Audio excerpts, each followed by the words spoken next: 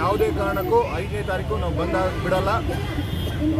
ಮತ್ತು ಪ್ರತಿ ಸರಿನೂ ಅಷ್ಟೇ ವಾಟಾಳ್ ನಾಗರಾಜ್ ಅವರು ಮೂಗಿನ ನೇರಕ್ಕೆ ಬೇಕಾಗಿರೋ ಥರ ಬಂದ್ ಕರೀತಾರೆ.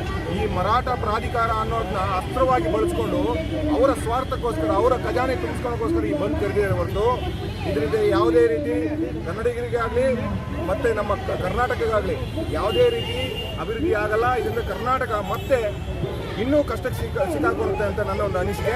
ಆ ಒಂದು ಕಾರಣ ಇಟ್ಕೊಂಡು ಇವತ್ತು ನಾವು ಏನು ವಾಟಾಳ್ ಅವರು ಕರೆದಿರೋ ಬಂದಿಗೆ ವಿರೋಧ ಮಾಡ್ತಿದ್ವಿ. ಸಾಕಷ್ಟು ಒಂದು 100 ಸಂಘಟನೆಗಳು ನಮ್ಗೆ ಇವತ್ತು ಬೆಂಬಲ ಕೊಟ್ಟಿದೆ.